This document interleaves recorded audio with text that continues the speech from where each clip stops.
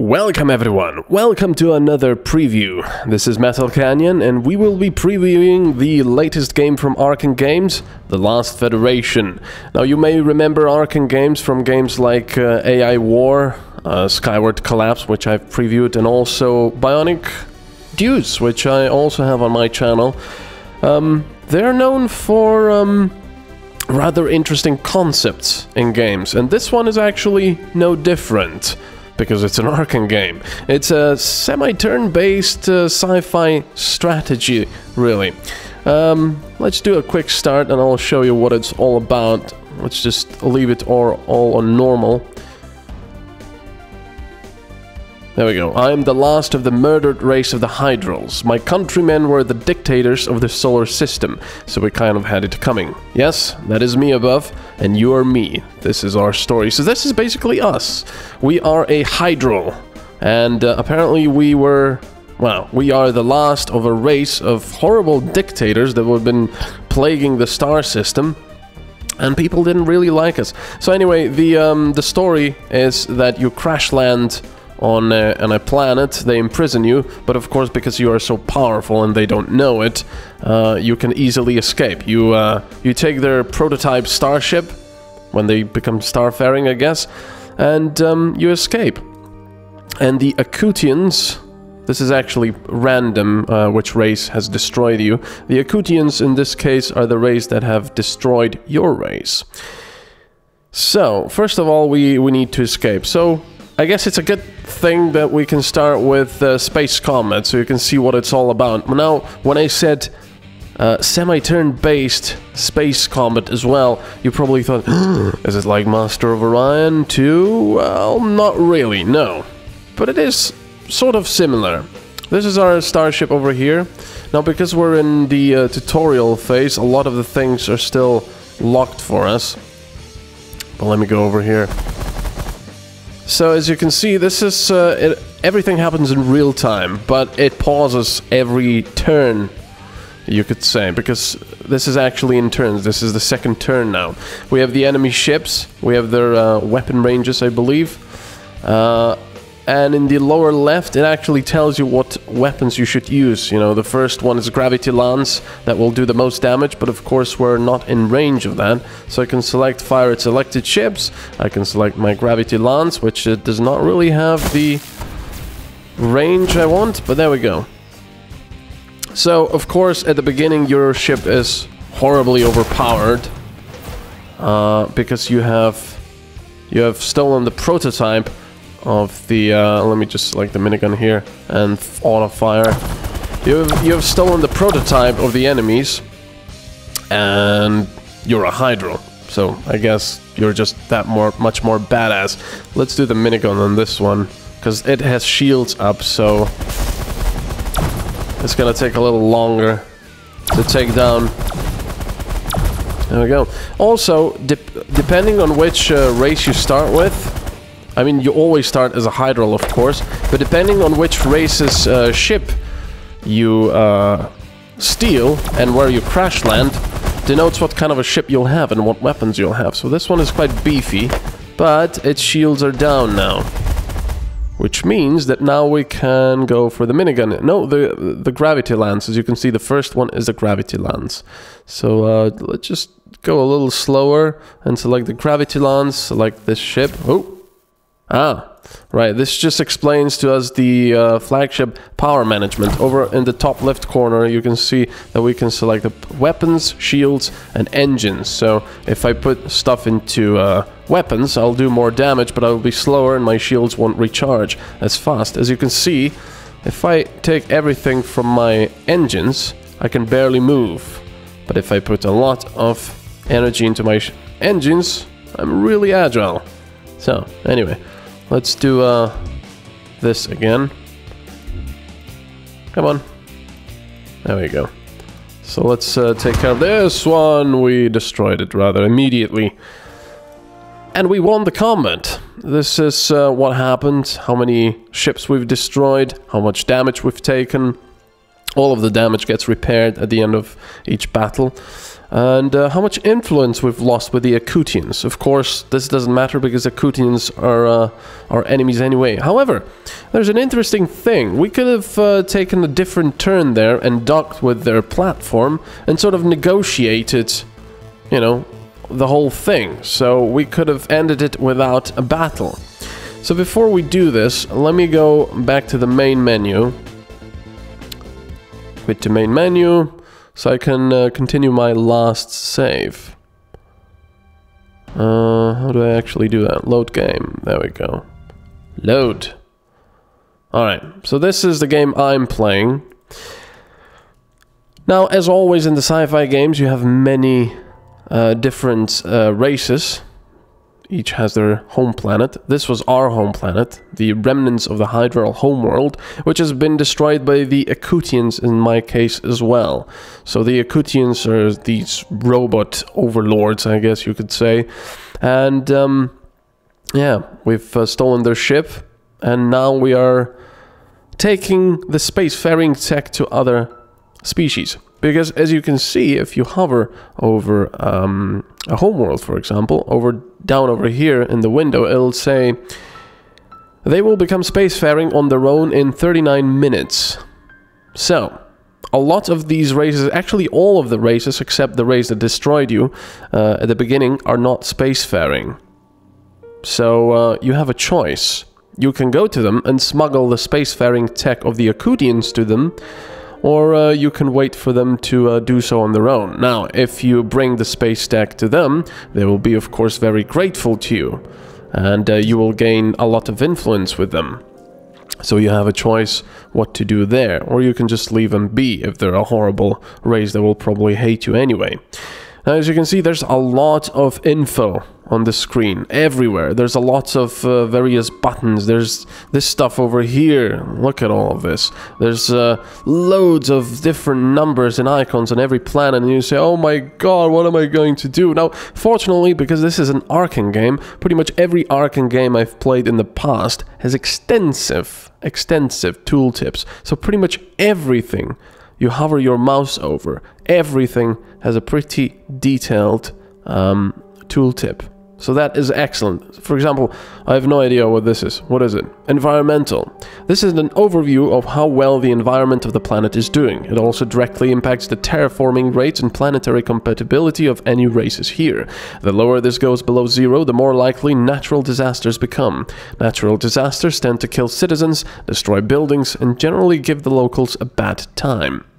So before we get to the whole how good the planet is for the race and so on, let's just recap. We are a Hydral, the last of our race. So in essence, we actually do not have an empire. We do not have an armada. We do not have buildings. We do not have anything, basically. So, like in Skyward Collapse, for example, this is a game of juggling. You juggle the various... Ooh, I can only zoom in like that. So you can only juggle the various races. You have no direct control over them, but you can strongly influence them, which is quite interesting. So, for example, our goal is to create the last federation, obviously, and to do that we need to get friendly with the races or intimidate them enough so they will join our federation. Now, you can do that in various ways. As I said, you can do it peacefully, you can do it with subterfuge, you can do it with intimidation, you can do it through conquest and such, but you can do it with all of the races, or you can do it with just one race. Perhaps you'll wipe out all of them and just keep one, and that will be the last federation. The goal is, as I said, to create the last federation and be its ruler, I guess. So, you know, in essence, you're going back to your roots. You're going to be a dictator, maybe.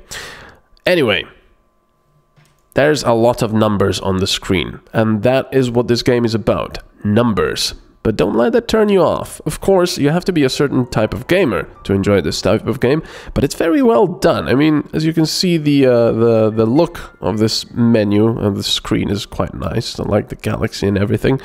Every button has the tooltip, as we said, so it's not a problem to see what's going on. Total number of enemy armadas currently orbiting this planet to attack it. Burlist. Ah, the Burlist are here. Oh, God. Yeah, the Burlist are these guys. Yeah, these guys. Let me talk about the races then, if we're with the Burlist. The Burlist apparently hate the Thoraxians. And they brought quite a sizable armada over here to attack the planet. Even though I think I've made a deal with them not to attack the Thoraxians. About the races, every race has its distinct, you know, abilities and basically moods and such. Now, like every race in Master of Orion, for example, they have their, you know... what am I talking about? Basically, no race is the same. It's not just a different icon for their leader. If I go, I'm at the Thoraxians, for example. Let's go to the Thoraxians. Now, let's go to their queen. Over here, down in the bottom, we have friendly acts. We can do, you know, friendly stuff because we're actually fairly friendly with them at 79. We can do hostile acts. For example, friendly acts are joint missions to help against the invader armadas, but of course that will not be great because the Burlists will hate us for doing that. Opposed us in war, abetting the enemy, so we will lose the influence with them. Or we can help them destroy the pirate bases, and we will get, loads of influence with everyone. Bloody hell. Yeah, that's quite nice. Of course, you'll also gain 1,000 credits. We have 12.5 at the moment. We can assist with the armada constructions and so on. We can gift raw resources or technology. Or we can do hostile acts, which is attack space forces on your own or help invaders with attack. So we will be helping the Burlists, enemy of my enemy. We can actually assassinate the Hive Queen. Bloody hell, I didn't know we could do that. We've escalated to that, have we? Well, if you want to nuke them from orbit, I can actually... Oh, I can't actually see what happens there. Like those bloody Akutian CEOs. So as I said, every race is special. The Thoraxian Queen, for example, is their sole leader. So let's go to the Thoraxian Queen. Where's the background? There we go. That's her. There. Now, each Thoraxian planet has its own Hive Queen, and she has her own mood based on her local circumstances, as well as the Thoraxian situation in general. Dealing with one Hive Queen versus another, you may get a better or worse deal depending on their respective moods. So this is really interesting. She's currently brooding, which means she'll probably be not that susceptible to some deals. You know, we can do interplanetary relations, we could broker a trade route, or eliminate tariff against planet, but looks like there aren't any planets that are valid for this, and there aren't any trade routes with tariffs, then we can't do that at the moment. But we can also go to, for example, the Tiamat, the Andors, sorry. If we go to them, they don't have a queen, they have a parliament. And you actually have a whole set of politics here. You know, we have the Samaritans, roboticists, pacifiers, and how many seats they have in the parliament. And for the moment, I'm supporting the Samaritans, which are really close to the roboticists. Bloody hell. So we have to do the general agenda. We can, you know, try to colonize the moons. Well, not try to, but we will try to help them colonize the moon. Or create a federation with another race. Oh, yeah, I can't do that. I don't want it with Akutians. That's definitely not what I want to do. I want to wipe out the Akutians. We can do speeches for or against the party.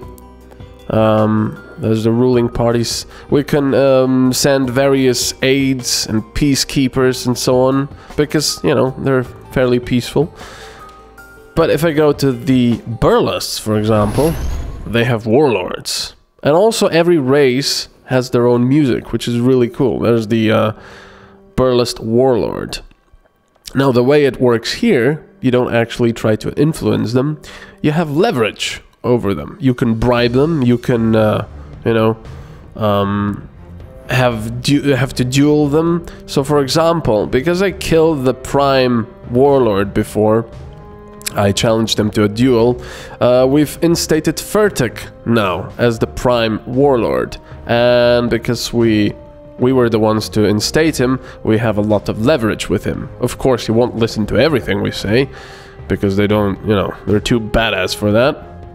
But yeah, we do have a lot of leverage. And of course, our credit is useless here. We have to do stuff that increases our leverage with them. So for example, if we want to make a deal with him, we can't blackmail him because we don't have any evidence.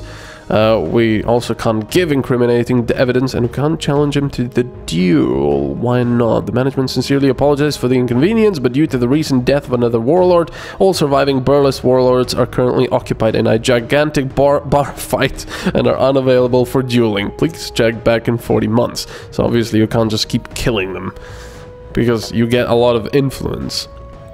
So yeah, they value raw brute force over everything else. You also have a black market where you can negotiate with the mercs. You can buy various Hydral technology. You can hire goons, you know, scientists, security, and so on and so forth. Or you can even sell prisoners as slaves. Now, this is a little weird, because if you sell prisoners as slaves to the black market, all of the other races that are spacefaring, I believe, or at least those that care, you will lose influence with them. Why? Why do they even know we've done that? I don't know. And also another thing, which is kind of weird, is that the Akutians were the ones to destroy your race. There we go. Destroyed Hydral planet. They actually destroy the entire planet. Yet the Akutians are not really that much more advanced than the rest of the barely spacefaring races. So how could they have destroyed us, the Hydral overlords, the dictators of the entire star system? I have no idea, but apparently they did. So anyway, never mind that. This game is about numbers, as I said. You have to juggle these numbers. You have no direct control of them, but you can strongly influence what will happen. Like in Skyward Collapse, for example, where you played a god. And in a way, it's true over here as well. And you feel, sometimes you feel rather powerful, because when you come in, stuff gets done. So for example, right now, what was I trying to do? I was trying to get the Thoraxians and the Burlests to stop fighting. But apparently, they're still having their armadas over there to attack. And I was trying to help the Thoraxians, which are otherwise quite powerful, I believe, to improve their planet, because you can see the environment is pretty bad and it's trending down, which, yeah, can cause natural disasters. Their medical stuff is pretty bad. It's not trending down, at least. And I went to the Andors to try and send medical aid to the Thoraxians. Otherwise, the economy is mediocre and the public order is 0. I believe that the Thoraxians are always at 0 because they're a hive mind. I'm not completely sure on that, though. The Akutians, of course, I'm trying to destroy as much as possible. They actually had 3 bases over here, but I went over and fought for them and taken them all over. And then I pretty much gifted them to the Thoraxians and to the Andors, two manufacturing outposts. I'm not sure what happened to the third one. Maybe the Burlas destroy them. So that is your objective. You have to get the people to form a federation with you. So for example, let's go to one race, 20 minutes to spacefaring, 1 hour 22, bloody hell. 38 minutes. Okay, let's go to the Belly, or Belli. They're not yet spacefaring, which means you pretty much can't do anything with them. They are a little distrustful, -10. And they're not that compatible with their planet. So, the only thing we can do here is deliver spacefaring tech. We'll gain 5,000 credits. And if caught by Akutians... yeah, they will be pretty pissed because we disseminate their spacefaring tech. If caught by Andors,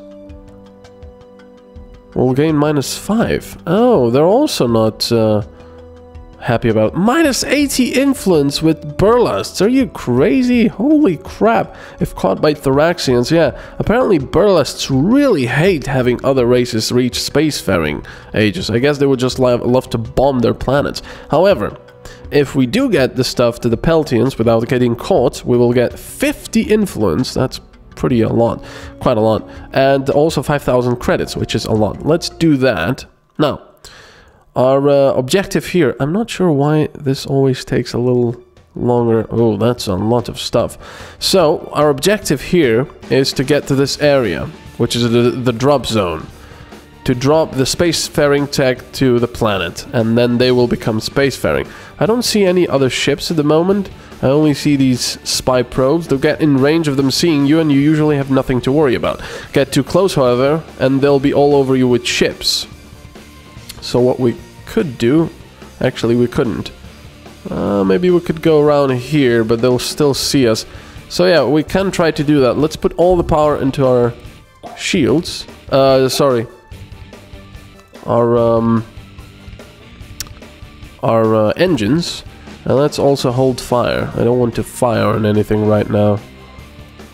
Now, usually I don't think this would really matter for these spy drones. You can just go past them quickly and get to the exit point. But I'm gonna try to do this stealthily. The music is kind of cool. Some of the tracks maybe don't really fit that much, in my opinion, but otherwise it's pretty cool. Now these ones have seen us, but that was it. One pod successfully jettisoned with technical documents, and that was the end of it. That's pretty simple. So there we go. We have plus 50 influence. The Peltians are now spacefaring. They are soft and weak. However, they have a penchant for blowing things up from orbit. They may be easy allies to win over. There we go. Plus 50 influence with Peltians and plus 50 local Peltian voting proxies became spacefaring. There we go. So they're now very happy with us. And if we go to their collective, with their innocent outlook and pleasant demeanor, these barn owl-like creatures are some of the easiest to get along with in the solar system, if they don't already have a grudge against you, that is. Getting them into the Federation early is one of the easiest ways for the Federation to get started, but it can make the more warlike races scorn the Federation's weakness. I know, that's quite interesting. Okay, so they have... Hi, my name is Zaw. The wondrous gift you give will propel us to the stars. You have our gratitude, friend. Each planet belonging to the Peltians has its own collective, with a spokes-Peltian that acts as an organizer only. Okay, so they're pretty interesting. Very unusual. They have no interest in anything that your credit can yield. The only thing that matters to them are their own voting proxies, which you can earn by doing friendly actions for them. So as you can see, every race has their own political system, which is lovely. And sometimes when you attack pirate bases or attack pirate looters, you can get these weird trophies that you can, for example, give to various leaders like the burlesque warlords or the Thoraxian queens. The Thoraxian queens, I think, actually eat them, while the burlesques have them as trophies. It increases either their leverage, for example, with the burlesques, or with the Thoraxians, it actually acts chemically and changes their moods and such. So it's really interesting. Some races, I guess, will not be that happy with bribes and such. But yeah, the game is very complex, and at first glance, as I said, with all these numbers, rather perhaps a bit too much, and you say, oh, I don't know. But again, that's what I thought at the beginning. But let me tell you, it's a lot of fun. And all of them, as I said, have these little tooltips, which are not really that little. You know, it explains everything. So I didn't even delve into the various things you can do with friendly acts. For example, let's see what their status is. Their public order is horrible. Let's try to provide local law enforcement, assist local law enforcement. We will gain some credits per month, but that's not really what we need. We'll do it for 1 year. And as you can see over here, as soon as you change how many months you'll be doing it, everything changes. Everything is explained really nicely. What will be, you know, how much public order will you gain? 5. So let's do it for 12 months. We'll gain 12 public order. It's brilliant. Everything, you know, is explained. And of course, 12 solar months equals to 4 minutes of relative time. So if we look at one of these races, for example, these guys will be spacefaring in 38 minutes 54 seconds. So you're fine, you know, if you want to have them become spacefaring because of you. So let's do local law enforcement for 12 months. Not really sure how that worked. So now we're doing the local law enforcement. There's stuff going on there. Yeah, you can see them fighting. Brilliant. Look at that. This is the combined power level of the Thoraxians, which is going down really quickly. Bloody hell. Look at that. I think the Thoraxians are in trouble. I've made a mistake. Oh my god. Oh, they're working on more. What's that? Soldiers attacking force. Yeah, they're trying to take over the bloody planet. Look at that. Now, of course, we can just speed this up because we're doing local law enforcement here. But I don't want to help the Thoraxians by fighting the Burlusts. Look at this. You know what? You can abort this dispatch if you need to go take care of something else that has come up. If you're working on research technology, building a building or constructing an outpost, your progress will be saved so that you can come back to it later. But wait, you're not ending this because it's taking forever, are you? Just hold super fast forward. You aren't meant to sit and stare at this in real time, as you can see. But yes, we will abort this. We've gotten 2 public order, which is not too bad, but I'm gonna go to the Burlusts and tell them to bloody stop it, you crazy bastards. Furtek. How do I do this again? Federation deals? No. Military industrial complex? No. Attack another race? Yeah, attack another race. You heard me. Those guys. Go. Send ships to their planet. Destroy their armadas. I can't actually attack Akutians.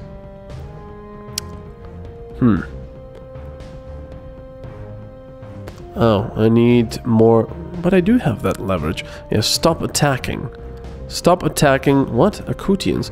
I've already told him to stop attacking the bloody Thoraxians. Damn it. Okay, let's see. Akutian. The currently selected race is not a valid selection right now. Not sure why that is. I don't want them to attack anyone else, of course. Yeah, this is troublesome. Damn it. So what's going on over here? A lot. The last remaining Hydral abetting the mighty Thoraxians into the depths of space. Military deals. Attack another race, destroy pirate base. Yeah, I can't do much over here at the moment.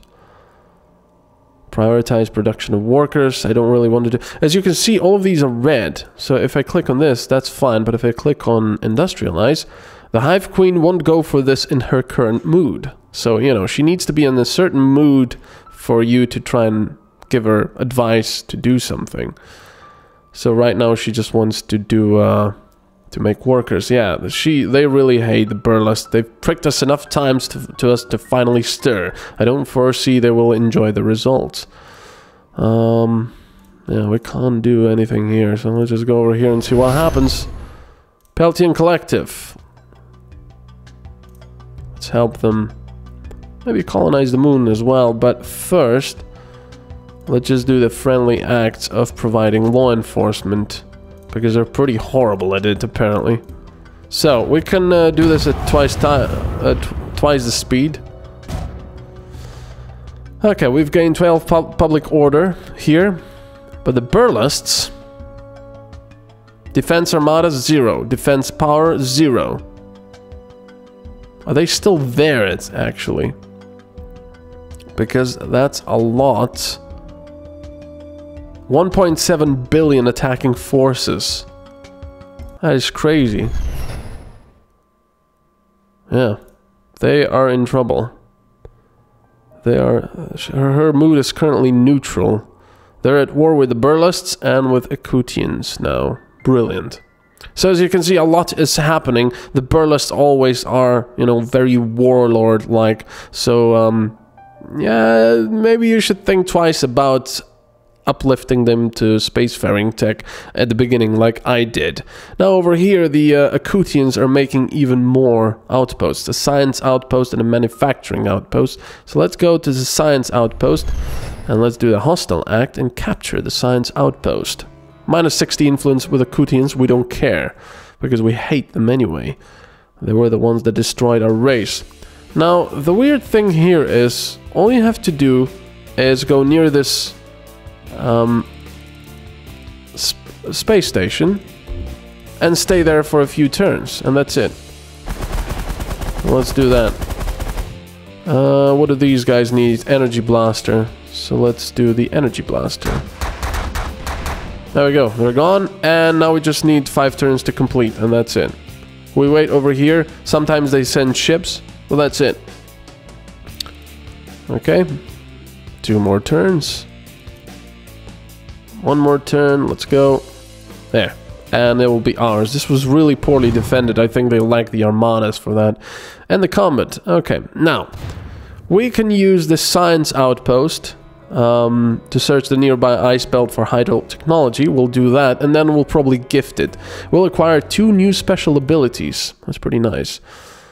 You need to dock with a ship. It tells you what kind right up at the top of the screen. Go and find that ship and park next to it for a few turns.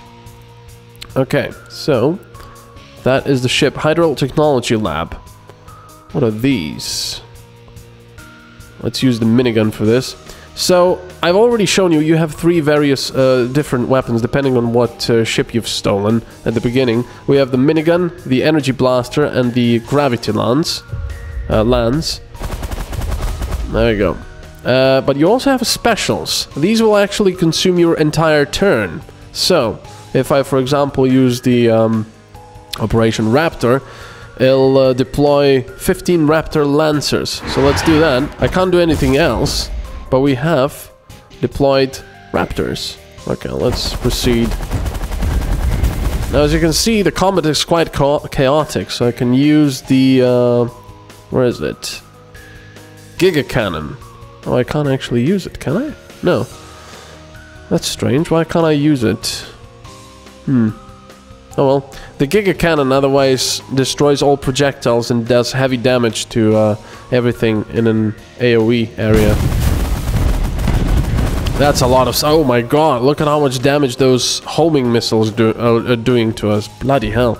Let's have some more in shields and energy. Get out of there.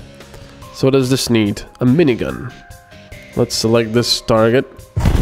Take him out. So you can avoid the projectiles, of course, but they're doing a lot of damage. And that's a problem. If you're not careful, the enemies can get ahead in technology. Now the only way you can get new technology is by helping races develop them. So, you know, you develop them and they develop them. This thing is just not going down, is it? Come on. I want to destroy them all before we do this. Let's Operation Karichi or Signal Jammer. Yeah, Signal Jammer sounds good as well. Come on, take it out. Ow. They still have a lot of hull. And the minigun is still the best, apparently. There we go. Now we can get this one as well. Now, because I have full power and shields, they're recharging at an extremely fast rate, as you can see. I just gotta avoid those bloody missiles. They're horrible, those things. Come on. Get it. Now the minigun is really nice because it travels fast. The energy blaster, I'm not a huge fan over long ranges because it's really slow. Oh, this missile will hit us. No, it won't. Yeah, it's really slow. So it's very easy to miss ships. So I just want to destroy all of these before I go and dock. Come on. I'm not sure why I can't use the Giga Cannon. I'm a bit confused at that point. But I'm always confused. So let's go. Lovely music in this part. Come on, they will go down now. There we go. Alright. So now we still have to get the rest of them. Come on. That is a lot of Hydral missile outposts. Ah, it's a Hydral missile. Right. Let's do this. Let's put everything into speed now. So we can take these downs. These downs? We can take these down. They also require cannons. So let's do it like this. Let's go slower. And then select our target. The first one. I don't think these missiles will really hit us. There we go. Just gotta be careful. Yep, just gotta be careful because they do a lot of damage. There we go. They're too slow. Alright. And take care of all of this and then dock. Ow. There we go. Okay. More power into engines. And now we can go and dock. We've destroyed pretty much everything, which I also think will give us... oops. Will give us a lot of credits. So let's just put everything into shields now, even though we don't need it. There we go. Alright, we'll just stay there. And dock with the Hydral Space Lab. We'll get the technology. And we'll get some more special abilities. No, no, no, no. Stay there. There we go. 47 turns. Not too bad. Yeah, but the combat is quite a lot of fun. It's very chaotic, but fun. Acquired new special ability. Transfer shielding and shortwave virus. Interesting. Alright. So we've done that. And now we can gift the outpost, for example. Let's gift it to the Thoraxians. They're quite in a lot of problem at the moment. Execute deal, and we gave it to the Thoraxians, which are now idolizing us. I believe that amount of influence is now enough to have them join the Federation. So we could do that. We could hire a diplomat, which will interact with this race on your behalf, and make this race a lot more likely to reach out to you with quests. Let's go to the Thoraxian Queen. Join Federation due to medical desperation. As you can see, you can bring a planet to its knees in some way if you do it with subterfuge. For example, if you sabotage their medical plans and so on, and then have them join due to medical desperation. But of course, we can't do that because we don't have enough credits.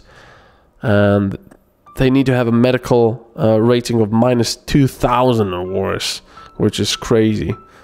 So, there's so many ways you can get planets to bow under your will, to bow to your will. It's pretty crazy. So there is a lot of stuff. You have the computer advisor here, which will, you know, have your logs. It can explain everything. The logbook.